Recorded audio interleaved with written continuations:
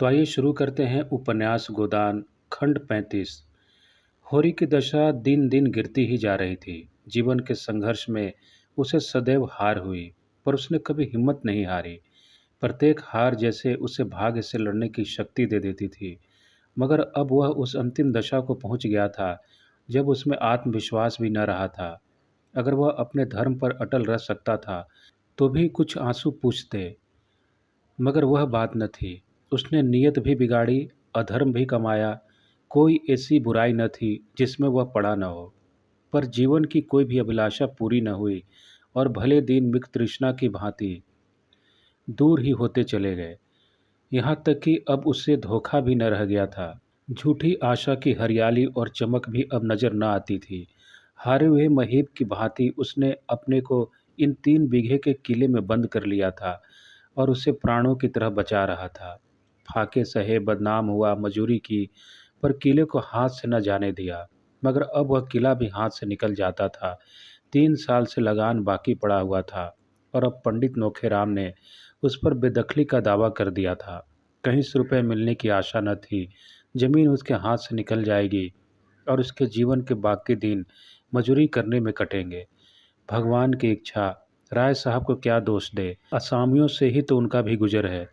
इसी गांव में आधे से ज़्यादा घरों में बेदखली आ रही है। औरों की जो दशा होगी वही उसकी भी होगा। भाग्य में सुख बदा होता तो लड़का यूं ही हाथ से निकल जाता। सांझ हो गई थी, वही इसी चिंता में डूबे थे कि पंडित दाता दीन ने आकर देखा। क्या हुआ होरी, तुम्हारी बेदखली के बारे में? इन दिनों नोखेराम से मेरी बोलचाल बंद है। कुछ पता नहीं, सुना तारीख को 15 दिन और रह गए हैं। होरी ने उनके लिए खाट डालकर कहा, वह मालिक हैं, जो चाहे करें। मेरे पास रुपए होते तो यह दुर्दशा क्यों होती। खाया नहीं, उड़ाया नहीं, लेकिन उपज ही न हो और जो भी हो वह कौड़ियों के मोल बिके तो किसान क्या करे। लेकिन जायदाद तो बचानी ही पड़ेगी, निबाह कैसे होगा। बाप दादों की इतनी ही निशानी बच रही है, वह निकल गई तो कहाँ रहोगे। भगवान की मर्जी है, मेरा क्या बस। एक उपाय है जो तुम करो। होरी को जैसे अभय दान मिल गया। इनके पांव पकड़कर बोला, बड़ा धर्म होगा महाराज, तुम्हारे सिवा मेरा कौन है। मैं तो निराश हो गया था। निराश होने की कोई बात नहीं, बस इतना ही समझ लो कि सुख में आदमी का धर्म कुछ और होता है, दुख में कुछ और। सुख में आदमी दान देता है, मगर दुख में भीख तक मांगता है। उस समय आदमी का ही धर्म हो जाता है। शरीर अच्छा रहता है तो हम बिना स्नान पूजा किए मुंह में पानी भी नहीं डालते, लेकिन बीमार हो जाते हैं तो बिना नहाए धोए कपड़े पहने खाट पर बैठे पत्थे लेते हैं। उस समय भी उसका ही धर्म है। यह हम तुम में कितना भेद है, लेकिन जगन्नाथपुरी में कोई भेद नहीं रहता। ऊंचे नीचे सभी एक पंगत में बैठकर खाते हैं। आपातकाल में श्री रामचंद्र ने सेवरी के झूठे फल खाए थे, बाली को छिप कर वध किया था। जब संकट में बड़े बड़ों की मर्यादा टूट जाती है तो हमारी तुम्हारी कौन बात है। राम सेवक महतो को तो जानते हो ना। होरी ने निरुत्साह होकर कहा, हाँ जानता क्यों नहीं, मेरा जजमान है, बड़ा अच्छा जमाना है उसका। खेती अलग, लेन देन अलग। इससे रूप दाप का आदमी नहीं देखा। कई महीने हुए उसकी औरत मर गई है, संतान कोई नहीं। अगर रुपया का ब्याह उससे करना चाहो तो मैं उसे राजी कर लूँ। मेरी बात वह टालेगा भी नहीं। लड़की सियानी हो गई है और जमाना बुरा है। कहीं कोई बात हो जाए तो मुंह में कालिख लग जाए। यह बड़ा अच्छा अवसर है। लड़की का ब्याह भी हो जाएगा और तुम्हारे खेत भी बच जाएंगे। सारे खर्च वर्च से बचे जाते हो। राम सेवक होरी से 2 ही 4 साल छोटा था। ऐसे आदमी स्वरूपा का ब्याह करने का प्रस्ताव ही अपमानजनक था। कहाँ फूल स्वरूपा और कहाँ वह बूढ़ा ठूंठ। जीवन में होरी ने बड़ी बड़ी चोट सही थी, मगर यह चोट सबसे गहरी थी। आज उसके ऐसे दिन आ गए हैं कि उसे लड़की बेचने की बात कही जाती है और उसमें इनकार करने का साहस नहीं है। ग्लानि से उसका सिर झुक गया। दातादीन ने 1 मिनट बाद पूछा, तो क्या कहते हो। होरी ने साफ जवाब न दिया। बोला, सोच कर कहूँगा। इसमें सोचने की क्या बात है। धनिया से भी तो पूछ लूँ, तुम राजी हो कि नहीं। जरा सोच लेने दो महाराज। आज तक कुल में भी ऐसा कभी नहीं हुआ। उसकी मर्जाद भी तो रखना है। 5-6 दिन के अंदर मुझे जवाब दे देना। ऐसा ना हो कि तुम सोचते ही रहो और बेदखली आ जाए। दातादीन चले गए। होरी की ओर से उन्हें कोई अंदेशा न था। अंदेशा था धनिया की ओर। उसकी नाक बड़ी लंबी है, चाहे मिट जाए मर्जाद न छोड़ेगी। मगर होरी हाँ कर ले तो वह रो धोकर मान ही जाएगी। खेतों के निकलने में भी तो मर्जाद बिगड़ती है। धनिया ने आकर पूछा, पंडित क्यों आए हुए थे। कुछ नहीं, यही बेदखली की बातचीत थी। आंसू पोंछने आए होंगे। यह तो ना कहा हुआ कि 100 रुपये उधार दे दें। मांगने का मुंह भी तो नहीं। तो यहाँ आते ही क्यों हैं? रुपये की सगाई की बात थी। किससे? राम सेवक को जानती है? उन्हीं से। मैंने उन्हें कब देखा? हाँ, नाम बहुत दिन से सुनती हूँ। वह तो बूढ़ा होगा। बूढ़ा नहीं है, हाँ अधेड़ है। तुमने पंडित को फटकारा नहीं? मुझसे कहते तो ऐसा जवाब देते कि याद करते। फटकारा नहीं, लेकिन इनकार कर दिया। कहते थे ब्याह भी बिना खर्च बरच के हो जाएगा और खेत भी बच जाएंगे। साफ साफ क्यों नहीं बोलते कि लड़की बेचने को कहते थे? कैसे इस बूढ़े का हियाव पड़ा है? लेकिन होरी इस प्रश्न पर जितना ही विचार करता उतना ही उसका दुराग्रह कम होता जाता था। कुल मर्यादा की लाज उसे कुछ कम न थी, लेकिन जिसे असाध्य रोग ने ग्रस लिया हो वह खाद अखाद की परवाह ही कब करता है। दाता दीन के सामने होरी ने कुछ ऐसा प्रकट किया जिसे सुकृति नहीं कहा जा सकता, मगर भीतर से वह पिघल गया था। उम्र की ऐसी कोई बात नहीं, मरना जीना तकदीर के हाथ में है। बूढ़े बैठे रहते हैं, जवान चले जाते हैं। रूपा को सुख लिखा है तो वहाँ भी सुख उठाएगी, दुख लिखा है तो कहीं भी सुख नहीं पा सकती। और लड़की बेचने की तो कोई बात ही नहीं। होरी उससे जो कुछ लेगा उधार लेगा और हाथ में रुपए आते ही चुका देगा। इसमें शर्म या अपमान की कोई बात ही नहीं है। बेशक उसमें समाई होती तो वह रूपा का ब्याह किसी जवान लड़के से और अच्छे कुल में करता, दहेज भी देता, बारात खिलाने पिलाने में भी खूब दिल खोल कर खर्च करता। मगर जब ईश्वर ने उसे इस लायक नहीं बनाया तो कुश कन्या के सिवा और वह क्या कर सकता है? लोग हंसेंगे, लेकिन जो लोग खाली हंसते हैं और कोई मदद नहीं करते, उनकी हंसी की वह क्यों परवाह करे? मुश्किल यही कि धनिया न राजी होगी। गधी तो है ही, वही पुराने लाज ढोए जाएगी। यह कुल प्रतिष्ठा के पालने का समय नहीं, अपनी जान बचाने का अवसर है। ऐसी ही बड़ी लाज वाली है तो लाए 500 निकाले। कहाँ धरे हैं? 2 दिन गुजर गए और इस मामले पर उन लोगों में कोई बातचीत न हुई। हाँ, दोनों सांकेतिक भाषा में बातें करते थे। धनिया कहती, वर कन्या जोड़ के हो तभी ब्याह का आनंद है। होरी जवाब देता, ब्याह आनंद का नाम नहीं है पगली, यह तो तपस्या है। हाँ, मैं जो कहता हूँ, भगवान आदमी को जिस दशा में डाल दे उसी में सुखी रहना तपस्या नहीं तो और क्या है। दूसरे दिन धनिया ने वैवाहिक आनंद का दूसरा पहलू सोच निकाला। घर में जब तक सास ससुर देवरानियां जेठानियां न हो तो ससुराल का सुख ही क्या। कुछ दिन तो लड़की बहुरिया बनने का सुख पाए। होरी ने कहा, वह वैवाहिक जीवन का सुख नहीं दंड है। धनिया तिनक उठी, तुम्हारी बातें भी निराली होती है। अकेली बहू घर में कैसे रहेगी? न कोई आगे न कोई पीछे। होरी बोला, तो तू इस घर में आई थी तो एक नहीं, दो दो देवर थे, सास थी, ससुर थे। तूने कौन सा सुख उठा लिया बता? क्या सभी घरों में ऐसे ही प्राणी होते हैं? और नहीं तो क्या, आकाश की देवियां आ जाती हैं। अकेली तो बहू, उस पर हुकूमत करने वाला सारा घर। बेचारी किस किस को खुश करे? जिसका हुक्म न माने वही बैरी, और सबसे भला अकेला। फिर भी बात यहीं तक रह गई, मगर धनिया का पल्ला हल्का होता जा रहा था। चौथे दिन राम सेवक महतो खुद आ पहुंचे। कला रास घोड़े पर सवार, साथ एक नाई और एक खिदमतगार, जैसे कोई बड़ा जमींदार हो। उम्र 40 से ऊपर थी। बाल खिचड़ी हो गए थे पर चेहरे पर तेज था। देह गठी हुई। होरी उनके सामने बिल्कुल बुढ़ा लगता था। किसी मुकदमे की पैरवी करने जा रहे थे। यहाँ जरा दोपहरी काट लेना चाहते हैं। धूप कितनी तेज है और कितने जोरों की लू चल रही है।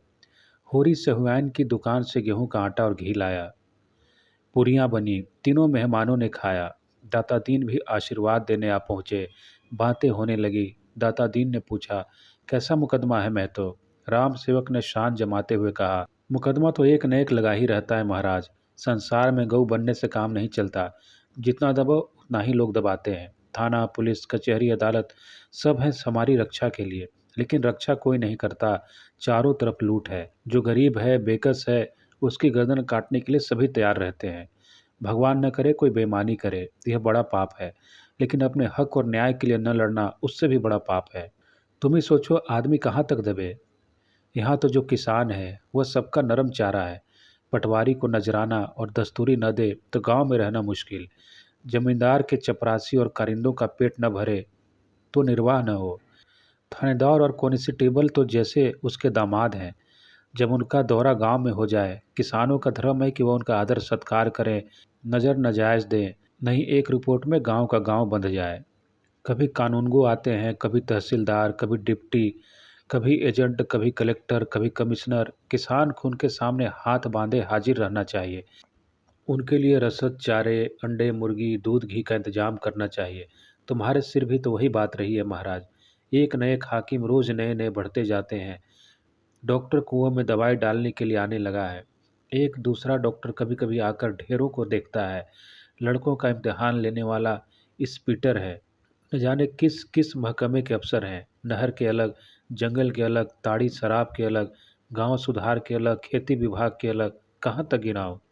पादरी आ जाता है तो उसे भी रसद देना पड़ता है, नहीं शिकायत कर दे।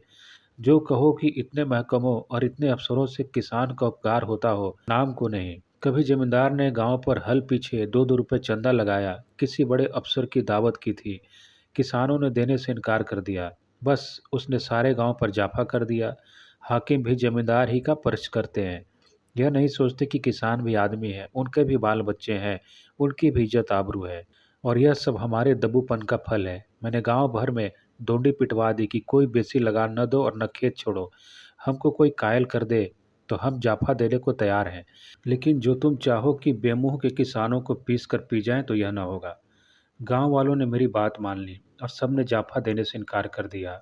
जमींदार ने देखा सारा गांव एक हो गया है तो लाचार हो गया। खेत बेदखल कर दे तो जोते कौन। इस जमाने में जब तक कड़े न पड़ो कोई नहीं सुनता। बिना रोए तो बालक भी माँ से दूध नहीं पीता। राम सेवक तीसरे पहर चला गया और धनिया और होरी पर न मिटने वाला असर छोड़ गया। दाता दीन का मंत्र जाग गया। उन्होंने पूछा, अब क्या कहते हो। होरी ने धनिया की ओर इशारा करके कहा, इससे पूछो। हम तुम दोनों से पूछते हैं। धनिया बोली, उम्र तो ज़्यादा है लेकिन तुम लोगों की राय है तो मुझे भी मंजूर है। तकदीर में जो लिखा होगा वह तो आगे आएगा ही। मगर आदमी अच्छा है। और होरी को तो राम सेवक पर वह विश्वास हो गया था जो दुर्बलों को जीवट वाले आदमियों पर होता है। वह शेख चिल्ली के से मंसूबे बांधने लगा था। ऐसा आदमी उसका हाथ पकड़ ले तो बेड़ा पार है। विवाह का मुहूर्त ठीक हो गया। गोबर को भी बुलाना होगा। अपनी तरफ से लिख दो। आने न आने का उसे अख्तियार है। यह कहने को तो मुंह न रहेगा कि तुमने मुझे बुलाया कब था। सोना को भी बुलाना होगा। धनिया ने कहा, गोबर तो ऐसा नहीं था, लेकिन जब झुनिया आने दे। परदेश जाकर ऐसा भूल गया कि न चिट्ठी न पत्री, न जाने कैसे हैं। यह कहते कहते उसकी आंखें सजल हो गईं। गोबर को खत मिला तो चलने को तैयार हो गया। झुनिया को जाना अच्छा न लगता था, पर इस अवसर पर कुछ कह न सकी। बहन के ब्याह में भाई का न जाना कैसे संभव हो। सोना के ब्याह में न जाने का कलंक क्या कम है। गोबर आर्द्र कंठ से बोला, माँ बाप से खींचे रहना कोई अच्छी बात नहीं। अब हमारे हाथ पांव हैं, उनसे खींच लें चाहे लड़ लें। लेकिन जन्म तो उन्होंने ही दिया, पाल पोस कर जवान तो उन्होंने ही किया। अब वो हमें चार बात भी कहें तो हमें गम खाना चाहिए। इधर मुझे बार बार अम्मा दादी की याद आया करती है। उस वक़्त मुझे न जाने क्यों उन पर गुस्सा आ गया। तेरे कारण माँ बाप को भी छोड़ना पड़ा। झुनिया तिनक उठी, मेरे सिर पर यह पाप न लगाओ। हाँ, तुम्ही को लड़ने को सूझी थी। मैं तो अम्मा के पास इतने दिन रही, कभी सांस तक न लिया। लड़ाई तेरे कारण हुई। अच्छा, मेरे कारण ही सही। मैंने भी तो तुम्हारे लिए अपना घर बार छोड़ दिया। तेरे घर में कौन तुझे प्यार करता था। भाई बिगड़ते थे, भावजें जलाती थीं। भोला जो तुझे पा जाते तो कच्चा ही खा जाते। तुम्हारे ही कारण। अब कि जब तक रहें इस तरह रहें कि उन्हें भी जिंदगानी का कुछ सुख मिले। उनकी मर्जी के खिलाफ कोई काम न करें। दादा इतने अच्छे हैं कि कभी मुझे डांटा तक नहीं। अम्मा ने कई बार मारा है, लेकिन वह जब मारती थीं तब कुछ न कुछ खाने को दे देती थीं। मारती थीं, पर जब तक मुझे हंसा न लें उन्हें चैन न आता था। दोनों ने मालती से जिक्र किया। मालती ने छुट्टी ही नहीं दी, कन्या के उपहार के लिए एक चरखा और हाथों का कंगन भी दिया। वह खुद जाना चाहती थी, लेकिन कई ऐसे मरीज उसके इलाज में थे जिन्हें एक दिन के लिए भी न छोड़ सकती थी। हाँ, शादी के दिन आने का वादा किया और बच्चों के लिए खिलौनों का ढेर लगा दिया। उसे बार बार चूमती थी और प्यार करती थी, मानो सब कुछ पेशगी ले लेना चाहती है। और बच्चा उसके प्यार की बिल्कुल परवाह न करके घर चलने के लिए खुश था। उस घर के लिए जिसको उसने देखा तक न था। उसकी बाल कल्पना में घर स्वर्ग से भी बढ़कर कोई चीज़ थी। गोबर ने घर पहुंचकर उसकी दशा देखी तो ऐसा निराश हुआ कि इसी वक्त यहाँ से लौट जाए। घर का एक हिस्सा गिरने गिरने को हो गया था। द्वार पर केवल एक बैल बंधा हुआ था, वो भी नीम जान। धनिया और होरी दोनों फूले न समाये, लेकिन गोबर का जी उचाट था। अब वह इस घर के संभलने की क्या आशा है। वह गुलामी करता है लेकिन भरपेट खाता तो है। केवल एक ही मालिक का नौकर है। यहाँ तो जिसे देखो वही रूप जमाता है। गुलामी है पर सुखी। मेहनत करके अनाज पैदा करो, जो रुपए मिले वह दूसरों को दे दो। आप बैठे राम राम करो। दादा ही का कलेजा है कि यह सब सहते हैं। उससे तो एक दिन न सहा जाए। और यह दशा कुछ होरी ही की न थी, सारे गांव पर ही यह विपत्ति थी। ऐसा एक आदमी भी नहीं जिसकी रोनी सूरत न हो, मानो उसके प्राणों की जगह वेदना बैठी उन्हें कठपुतलियों की तरह नचा रही हो। चलते फिरते थे, काम करते थे, पिसते थे, घुटते थे, इसलिए पिसना और घुटना उनकी तकदीर में लिखा था। जीवन में न कोई आशा है, न उमंग है, जैसे उनके जीवन के सोते सूख गए हों और सारी हरियाली मुरझा गई हो। जेठ के दिन है, अभी तक खलिहानों में अनाज मौजूद है, मगर किसी के चेहरे पर खुशी नहीं है। बहुत कुछ खलिहान में ही तुलकर महाजनों और कारिंदों की भेंट हो चुके हैं, और जो कुछ बचा है वह भी दूसरों का है। भविष्य अंधकार की भांति उनके सामने है, उसमें उन्हें कोई रास्ता नहीं सूझता। उनकी सारी चेतनाएं शिथिल हो गई हैं। द्वार पर मनो कूड़ा जमा है, दुर्गंध उड़ रही है, मगर उनकी नाक में न गंध है, न आंखों में ज्योति। सरे शाम द्वार पर गीदड़ रोने लगते हैं, मगर किसी को गम नहीं। सामने जो कुछ मोटा झोटा आ जाता है वह खा लेते हैं, उसी तरह जैसे इंजन कोयला खा लेता है। उनके बैल चूनी चोकर के बगैर नाद में मुंह नहीं डालते, मगर उन्हें पेट में डालने को कुछ चाहिए। स्वाद से उन्हें कोई प्रयोजन नहीं, उसकी रसना मर चुकी है। उनके जीवन में स्वाद का लोप हो गया है। उनसे धेले धेले के लिए बेईमानी करवा लो, मुट्ठी भर अनाज के लिए लाठियां चलवा लो। पतन की वह इंतहा है जब आदमी शर्म और इज्जत को भी भूल जाता है। लड़कपन से गोबर ने गांव की यह दशा देखी थी और उसका आदी हो चुका था, पर आज 4 साल के बाद उसने जैसे एक नई दुनिया देखी। भले आदमियों का साथ रहने से उसकी बुद्धि कुछ जग उठी थी। उसने राजनीतिक जलसों में पीछे खड़े होकर भाषण सुने हैं और उनसे अंग अंग में विधा है। उसने सुना है और समझा है कि अपना भाग्य खुद बनाना होगा, अपनी बुद्धि और साहस से इन आफतों पर विजय पाना होगा। कोई देवता, कोई गुप्त शक्ति उनकी मदद न करने आएगी। और उसमें गहरी संवेदना सजग हो उठी। अब उसमें वह पहले की उदंडता और गरूर नहीं है, वह नम्र और उद्योगशील हो गया है। जिस दशा में पड़ा हो उसे स्वार्थ और लोभ के वश होकर और क्यों बिगाड़ते हो। दुख ने तुम्हें एक सूत्र में बांध दिया है, बंधुत्व के इसी दबी बंधन को क्यों अपने तुच्छ स्वार्थों में तोड़ते हो। उस बंधन को एकता का बंधन बना लो। इस तरह के भावों से उसकी मानवता को पंख से लगा दिए हैं। संसार का ऊंच नीच देख लेने के बाद निष्कपट मनुष्य में जो उदारता आ जाती है, वह अब मानो आकाश में उड़ने के लिए पंख फड़फड़ा रही हो। होरी को अब वह कोई काम करते देखता है तो उसे हटाकर खुद करने लगता है, जैसे पिछले दुर्व्यवहार का प्रायश्चित करना चाहता हो।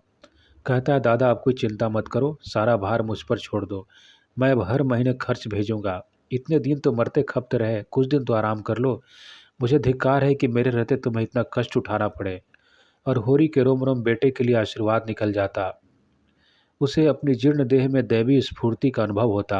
वह इस समय अपने कर्ज का ब्यौरा कहकर उसकी उठती जवानी पर चिंता की बिजली क्यों गिराए। वह आराम से खाए पिए, जिंदगी का सुख उठाए, यही उसका जीवन है। राम नाम जप कर भी तो मरने खपने के लिए वह तैयार है, यही उसका जीवन है। राम राम जप कर वह भी जी तो नहीं सकता, उसे तो फावड़ा और कुदाल चाहिए। राम नाम की माला फेर कर उसका चित्त न शांत होगा। गोबर ने कहा, कहो तो मैं सबसे किस्त बंधवा लूं और हर महीने महीने देता जाऊं। सब मिलकर कितना होगा। हुरी ने सिर हिलाकर कहा, नहीं बेटा, तुम काहे को तकलीफ उठाओगे। तुम्ही को कौन बहुत मिलते हैं, मैं सब देख लूंगा। जमाना अच्छी तरह थोड़े ही रहेगा, रूपा चली जाती है, अब कर्ज ही चुकाना तो है। तुम कोई चिंता मत करना, खाने पीने का संयम रखना। अभी देह बना लोगे तो सदा आराम से रहोगे। मेरी कौन, मुझे तो मरने खपने की आदत पड़ गई है। अभी मैं तुम्हें खेती में नहीं जोतना चाहता बेटा। मालिक अच्छा मिल गया है, उसकी कुछ दिन सेवा कर लोगे तो आदमी बन जाओगे। वह तो यहाँ आ चुकी है, साक्षात देवी है। ब्याह के दिन फिर आने को कहा है। हमारे सिर आंखों पर आए। इससे भले आदमियों के साथ रहने से चाहे पैसे कम भी मिले, लेकिन ज्ञान बढ़ता है और आंखें खुलती हैं। उसी वक्त पंडित दातादीन ने होरी को इशारे से बुलाया और दूर ले जाकर कमर से 100-100 रुपए के 2 नोट निकालते हुए बोले, तुमने मेरी सलाह मान ली, बड़ा अच्छा किया, दोनों काम बन गए। कन्या से भी ऋण हो गए और बाप दादों की निशानी भी बच गई। मुझसे जो कुछ हो सका मैंने तुम्हारे लिए कर दिया। अब तुम जानो, तुम्हारा काम जाने। होरी ने रुपए लिए तो उसका हाथ कांप रहा था, उसका सिर ऊपर न उठ सका, मुंह से एक शब्द न निकला। जैसे अपमान के अथाह गड्ढे में गिर पड़ा है और गिरता चला जाता है। आज 30 साल तक जीवन से लड़ते रहने के बाद वह परास्त हुआ है, और ऐसा परास्त हुआ है कि मानो उसको नगर के द्वार पर खड़ा कर दिया गया है और जो आता है उसके मुंह पर थूक देता है। वह चिल्ला चिल्ला कर कह रहा है, भाइयों मैं दया का पात्र हूँ, मैंने नहीं जाना कि जेठ की लू कैसी होती है और माघ की वर्षा कैसी होती है। इस देह को चीर कर देखो, इसमें कितना प्राण रह गया है, कितना जख्मों से चूर, कितना ठोकरों से कुचला हुआ। उससे पूछो, तूने कभी विश्राम के दर्शन किए? कभी तू छाँव में बैठा, उस पर यह अपमान, और वह अब भी जीता है, कायर, लोभी, अधम। उसका सारा विश्वास जो अगाध होकर स्थूल और अंधा हो गया था, मानो टूक टूक उड़ गया है। दाता दीन ने कहा, मैं तो जाता हूँ, न हो तो तुम इसी वक्त नोखे राम के पास चले जाओ।